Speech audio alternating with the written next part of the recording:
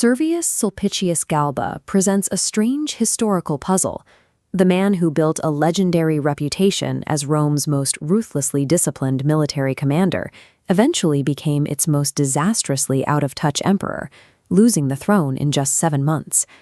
By the time he seized absolute power in 68 AD, Galba was 72 years old and physically deteriorating. He was completely bald. His hands and feet were so crippled by gout he could not wear shoes or hold a scroll, and he required a medical truss to support a massive, fleshy growth hanging from his right side. Yet Roman elites had expected him to rule for decades, largely due to a series of bizarre childhood prophecies. When Galba was a boy, Emperor Augustus pinched his cheek and declared he would one day taste power. Later, an eagle snatched the intestines from a sacrifice his grandfather was holding, dropping them onto an oak tree. His grandfather laughed off the omen, joking that Galba would become emperor when a mule foals. The Roman public remembered these omens. They expected the gods to deliver a vibrant, glorious leader. Instead, they received a broken, ailing man whose political instincts had entirely decayed. Decades earlier, this was a man who commanded awe. During an inspection by the erratic Emperor Caligula, Galba proved the readiness of his troops in Upper Germany by running 20 miles in full armor, carrying a shield, right alongside the emperor's chariot.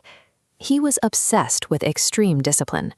During his time overseeing the Floral Games, he introduced the spectacle of tightrope walking elephants. In the military camps, he strictly forbade soldiers from asking for leave, and subjected veterans and raw recruits alike to grueling physical maneuvers. As governor of Spain for 8 years, his justice was terrifyingly exact. When he caught a money changer committing fraud, Galba ordered the man's hands severed and nailed to his own counter. When a guardian poisoned his ward to steal an inheritance, Galba ordered him crucified. The murderer pleaded for mercy, protesting that he was a Roman citizen and exempt from such a degrading death. Galba agreed to honor his citizenship by having him nailed to an extra-tall cross painted bright white. Unyielding brutality builds highly effective generals, but in Rome, a ruler who cannot bend breaks.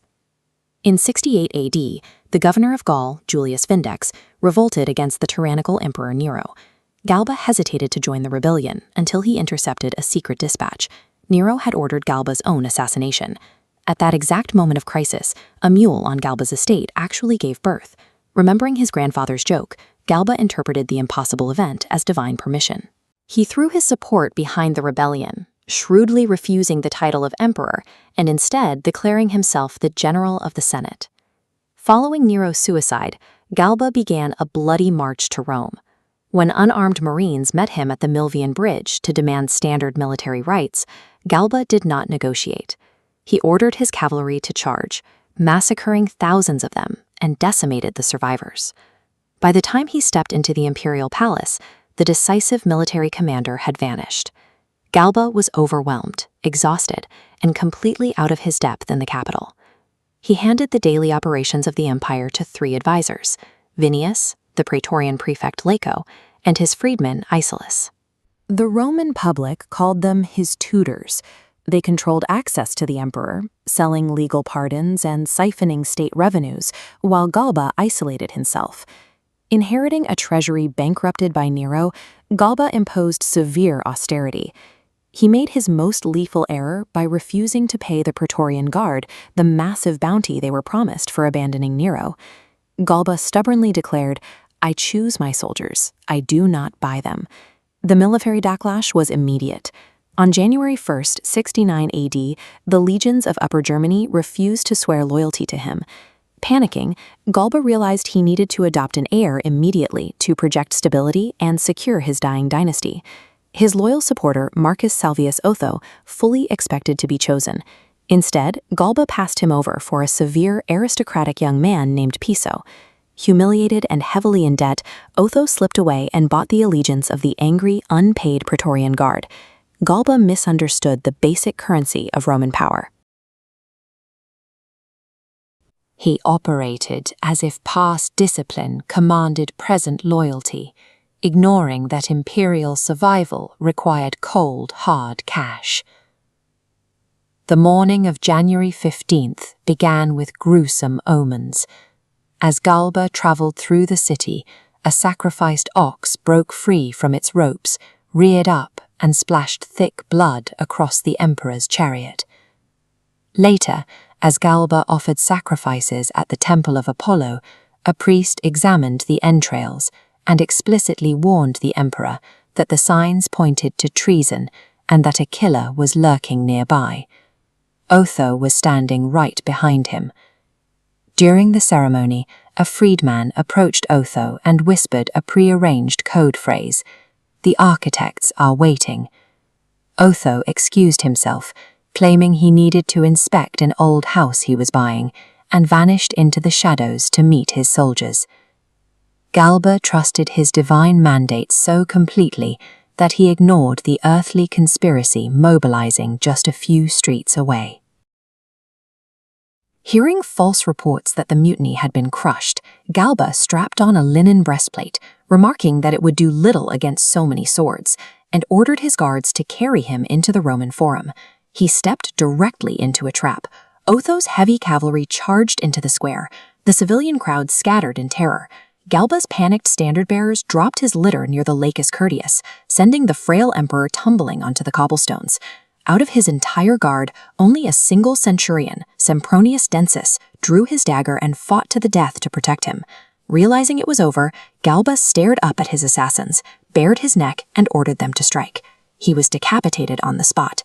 Because Galba was completely bald, there was no hair to grab. The assassin had to thrust his thumb directly into the dead emperor's mouth just to lift the head. The head was paraded through Rome on a spear. It was eventually purchased for 100 gold pieces by a freed slave, who took it and hurled it onto the exact patch of dirt where Galba had previously executed his former master.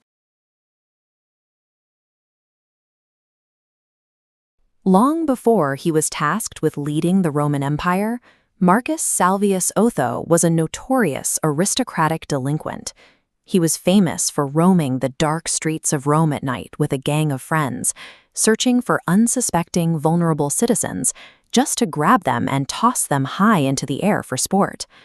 While this surviving bust shows the stern, weathered features of his ancient Etruscan lineage, Otho's early public life stood in sharp contrast to the dignity expected of his bloodline.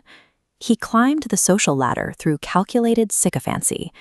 After his father's death, Otho feigned a deep romantic passion for an elderly, decrepit freedwoman at court, using her influence as a bridge to reach Emperor Nero's inner circle. These early years defined him as an opportunistic parasite, a man who had mastered the art of thriving within the moral rot of Nero's court. That opportunistic streak reached its peak when Nero needed a cover for his beautiful mistress, Poppaea Sabina. Otho agreed to a sham marriage, acting as a placeholder so the emperor could keep her close without a public scandal. But the arrangement fell apart when Otho actually fell in love with his own wife. The tension led to a nearly unthinkable standoff. Otho physically locked the emperor out of the bedroom, ignoring Nero's enraged threats from the other side of the door. Nero was too afraid of a public scandal to execute his favorite companion. Instead, he annulled the marriage and sent Otho into a decade of exile as the governor of Lusitania, modern-day Portugal. This punitive appointment inadvertently changed him. Stripped of the capital's distractions, Otho spent 10 years learning the mechanics of provincial administration, all while quietly nursing a grudge against the man who had taken his wife. Away from Rome, Otho proved to be a surprisingly competent and moderate governor, earning the respect of his subjects over a 10-year term. But his ambition was reignited by an astrologer named Seleucus, who predicted that Otho would not only outlive Nero, but eventually rule the Roman world. When the elderly governor Galba rebelled against Nero in 68 CE, Otho was the first to join him. He funded the revolt with his own gold, believing the childless Galba would name him as the next imperial heir. Galba betrayed those expectations. In early 69, he reached past Otho and adopted a young aristocrat named Piso as his successor. This calculation left Otho in a desperate position. He had spent his fortune and borrowed heavily to fund his lifestyle and Galba's rise. His debts were now so massive that he believed only the imperial treasury could keep him from falling to his creditors. Otho realized he was out of options. To survive, he would have to seize the empire by force. The coup began with a lie. During a morning religious sacrifice, Otho whispered to the emperor that he had a fever and quietly slipped away from the palace. He fled in a closed sedan chair, but his panic grew when the pace slowed. He jumped out and began to run toward the Praetorian guard camp, stumbling so badly he ran right out of his own shoe. It was a frantic, uncoordinated start, but the bribes he had distributed among the guards were effective. The Praetorians swarmed the streets, cornered Galba and Piso, and killed them both. The murder took place in the Roman Forum, the political and religious center of the city.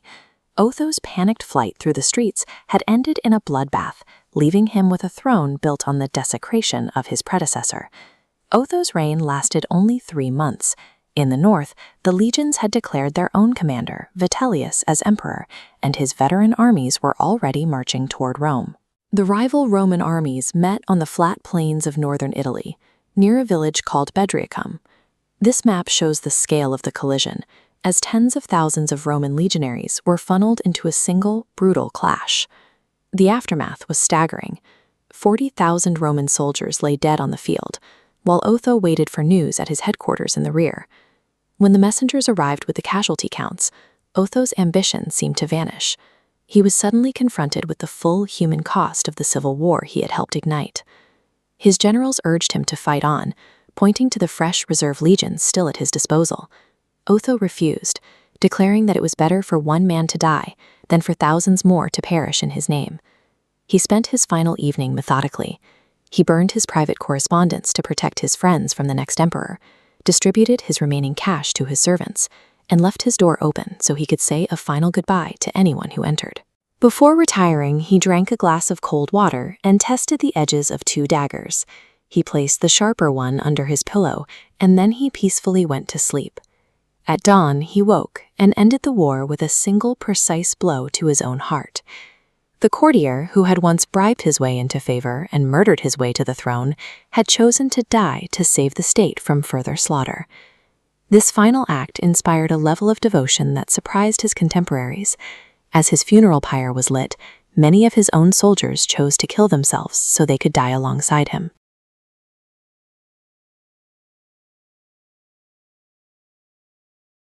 This rectangular silver platter, embossed with figures of Minerva and mythological animals, represents an appetite so vast it required an empire's logistics to satisfy. According to ancient sources, the recipe for the dish called for pike livers, pheasant brains, flamingo tongues, and lamprey milt, ingredients harvested and shipped in by naval fleets from the very edges of the Roman world. The man consuming this wealth was Aulus Vitellius. Looking at his marble portrait here, the broad face and heavy chins hint at his historical reputation. He was a Roman aristocrat famous for a physical appetite that bordered on the bottomless.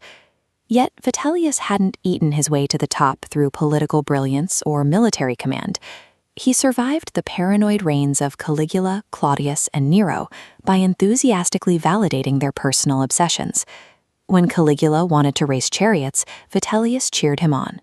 He gambled endlessly with Claudius and coaxed Nero back onto the stage to play the lute. Decades of flattering murderous rulers shaped Vitellius into the ultimate opportunist. He learned that the safest way to navigate Roman politics was to offer zero resistance, abandon any sense of personal duty, and simply feed whatever vice the current tyrant preferred.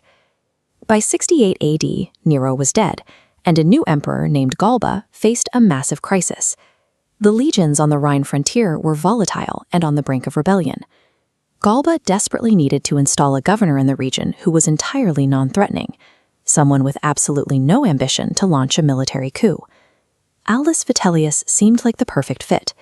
He was so heavily in debt to moneylenders that to afford the travel expenses to his new post in Germany, he had to rent out his house and pawn a pearl torn from his mother's ear. But the legions on the Rhine didn't care about his bank account. They wanted a figurehead. One night, a mob of heavily armored soldiers broke into Vitellius's quarters, dragged the disheveled courtier directly from his bed, and spontaneously declared him Emperor of Rome. Shortly after this sudden promotion, a stove set fire to his headquarters dining room. While his staff panicked at the obvious bad omen, the newly minted emperor lazily dismissed the flames, declaring, "Courage, my men. Light is given us." Galba assumed a lazy glutton would be harmless. Instead, that extreme apathy made Vitellius the perfect, malleable puppet for ambitious generals looking to tear the empire apart for their own gain.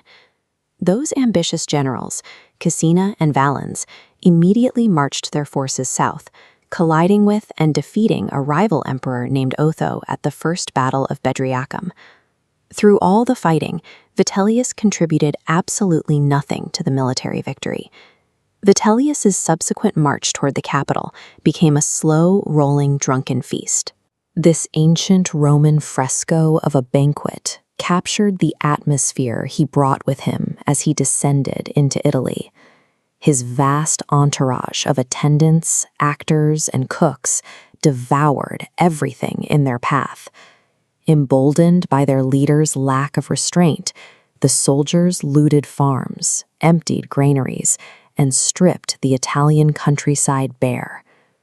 The comedy of his gluttony vanished when his bloated caravan finally reached the rotting battlefield of Bedriacum.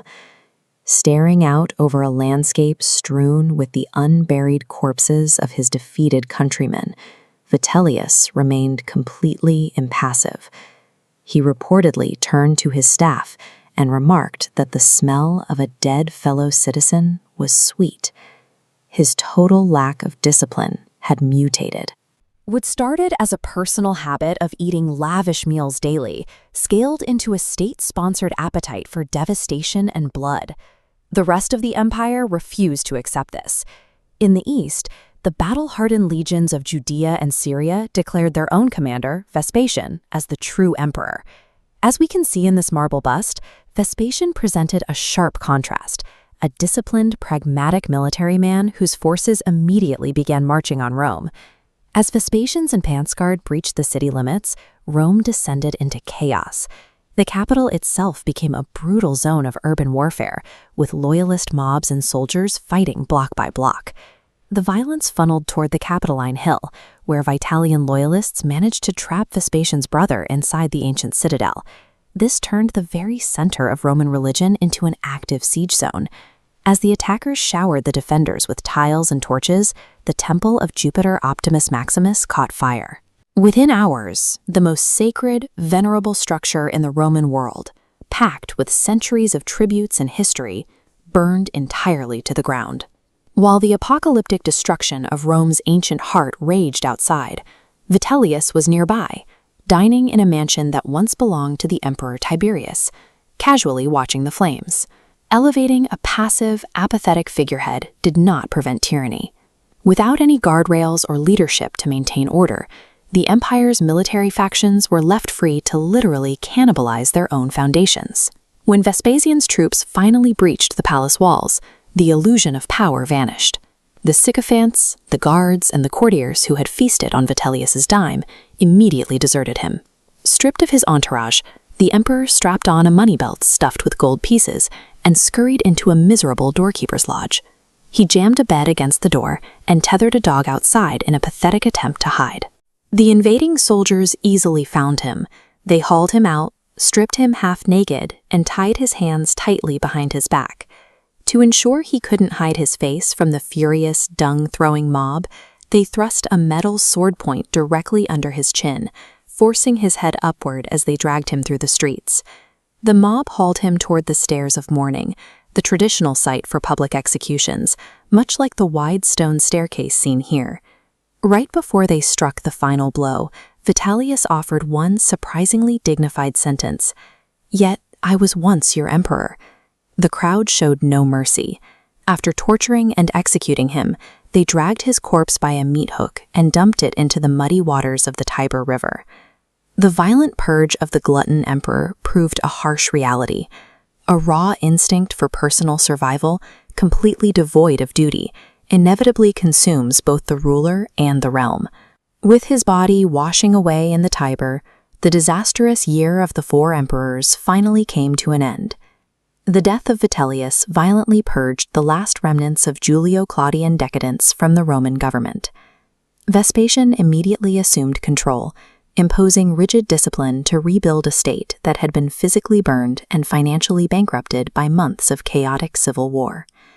The brief, bloody reign of Aulus Vitellius leaves behind a stark historical warning. Profound political apathy and unrestrained personal indulgence are just as effective at destroying an empire as the most calculated, malicious tyranny.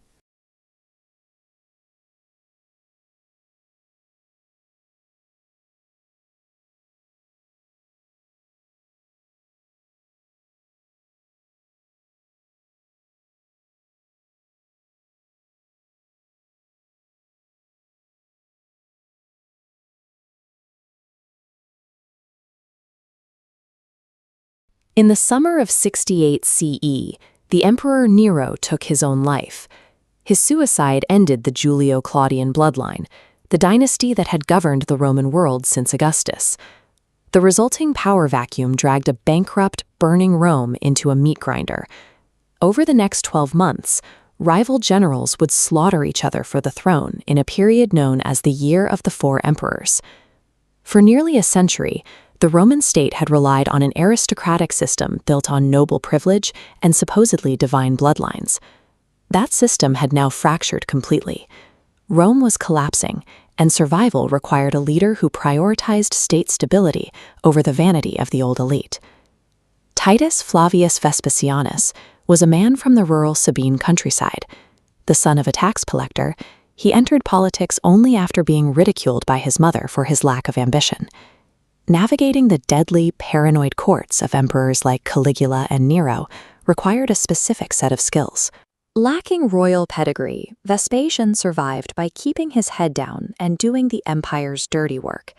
He even managed to survive falling asleep during one of Nero's self-indulgent lyre recitals. It was a lapse in etiquette that would have been a death sentence for a more prominent rival. Because he was seen as a low-born soldier rather than a political threat, he outlived the elites who looked down on him. While the emperors in the capital indulged in luxury, Vespasian spent his career in the mud and blood of the imperial frontiers.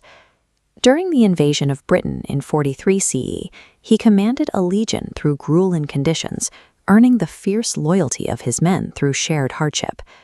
Decades later, when sent to crush the Great Jewish Revolt in 66 CE, he fought shoulder to shoulder with his soldiers in the Judean desert, even taking an arrow to the foot. Rome's traditional elite claimed obedience through birthright, but Vespasian earned his authority by bleeding on the front lines. When the civil war erupted in 69 CE, Vespasian didn't rush the capital. As rival generals Galba, Otho, and Vitellius tore each other apart in Rome, he bided his time in the east. He targeted Rome's most critical vulnerability, its food supply. By seizing Egypt, he choked off the grain shipments that fed the city. With the capital weakened and starving, his loyal legions marched into Italy virtually unopposed. The reigning emperor, Vitellius, was captured and executed. Vespasian took the throne through a patient application of logistics and timing. Vespasian inherited an empire that was functionally bankrupt. Nero's extravagance and a year of civil war had drained the imperial treasury to nothing. To refill the coffers, he implemented extreme financial discipline. He even levied a tax on the urine collected from public latrines, which was sold to tanners and launderers for its ammonia. His son, Titus, called the tax undignified. Vespasian held a gold coin from the first day's proceeds under his son's nose, asking if it smelled. When Titus admitted it did not, Vespasian replied with a single phrase, pecunia non olet, money does not stink. For the new emperor, the survival of the treasury outweighed any aristocratic concerns about the source of its wealth. He utilized these ruthlessly collected taxes and the spoils looted from the siege of Jerusalem to physically rebuild Rome. Vespasian systematically returned land Nero had seized for personal palaces, converting private estates into public monuments like the Temple of Peace and the foundations of the Colosseum. By passing the throne to his sons, he established the Flavian Dynasty. His rise had proven that an emperor could now be chosen by the army, far outside the walls of Rome. Imperial legitimacy had been redefined. It now relied on military backing and public works rather than divine bloodlines. In 79 CE, at the age of 69, Vespasian fell deathly ill. He retained his dark humor to the end, joking to his attendants, "Oh dear, I think I'm becoming a god." As his final moments arrived, he struggled to his feet, declaring that an emperor ought to die standing. Vespasian's legacy was the stabilization of the Roman world, achieved through the same unsentimental pragmatism he had used to seize it.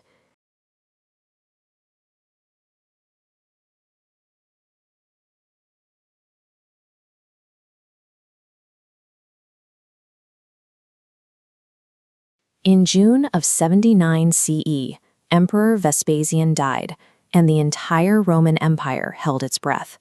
The throne was passing to his eldest son, a man with a reputation so violently paranoid that the public openly terrified he would become a second Nero.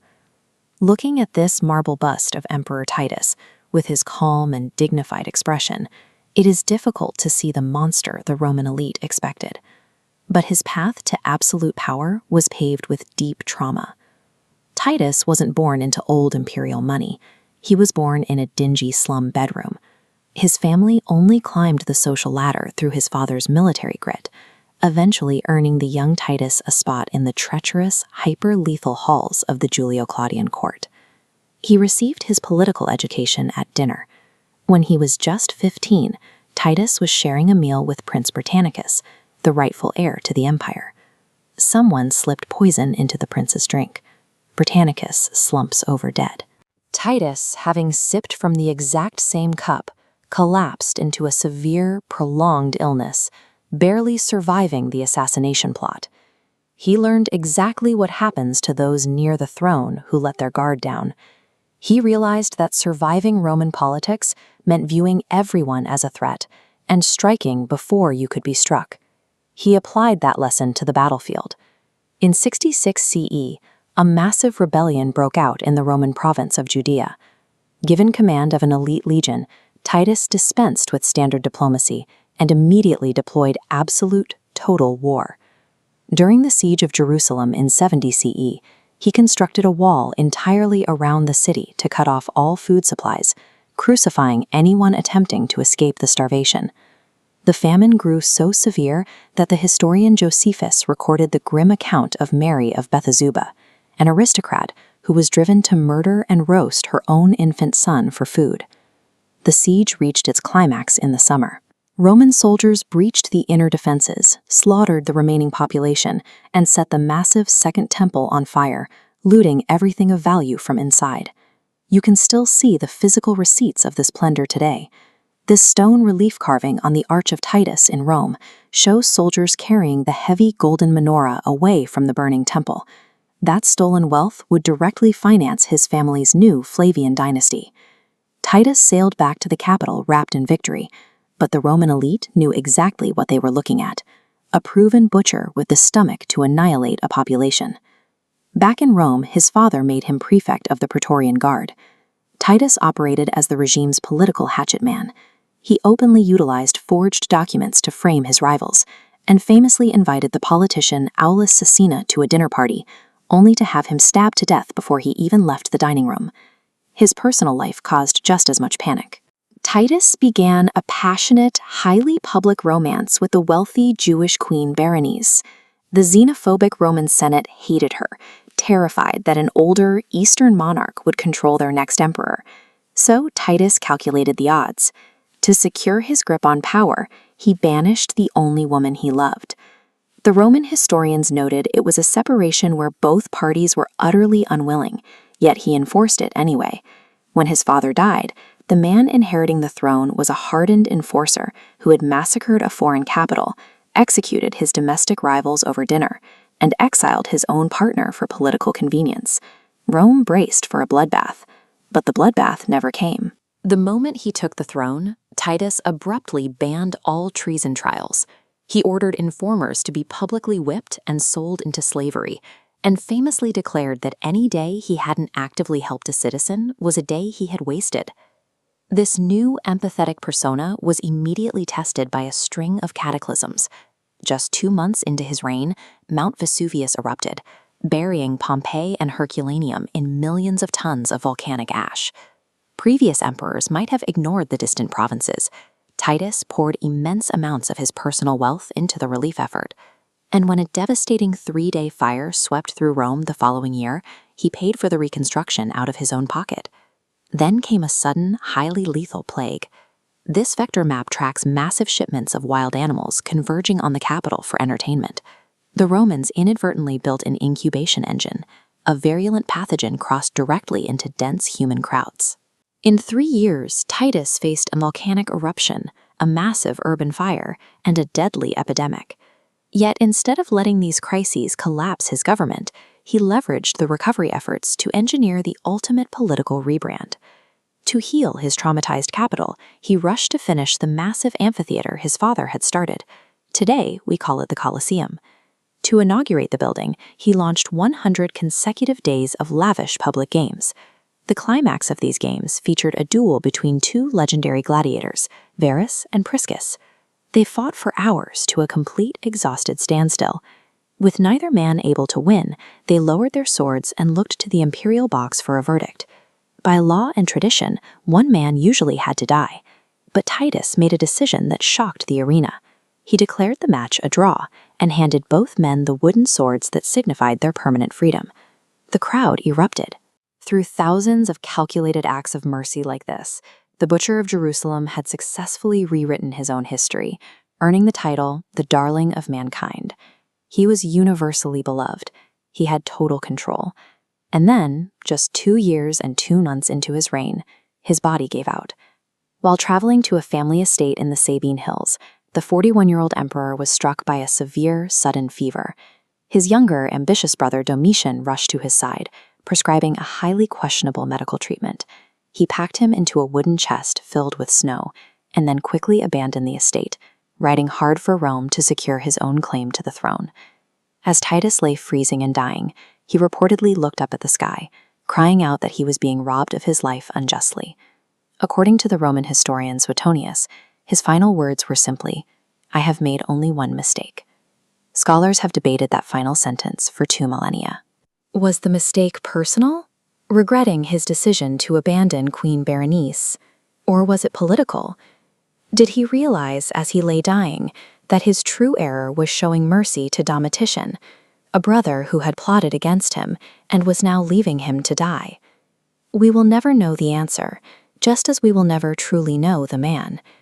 Because he died so young, his legacy is frozen in a brief 2-year window of extreme generosity. We are left wondering if the brutal enforcer actually experienced a profound change of heart, or if a sudden fever simply killed him before he had the chance to become the tyrant Rome always feared.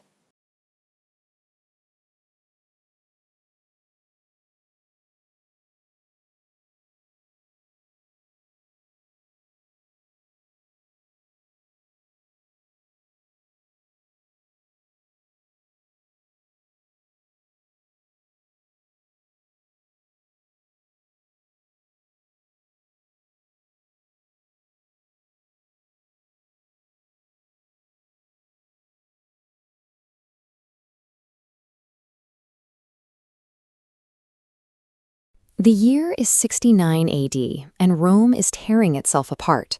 4 different generals claim the throne in a single year, turning the city's streets into a massive, burning battleground. Caught in the crossfire is an 18-year-old boy named Domitian.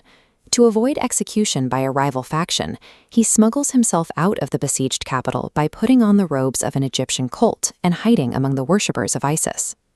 While Domitian was dodging patrols in a civilian disguise, his father, Vespasian, and older brother Titus were halfway across the world, commanding legions and conquering Judea.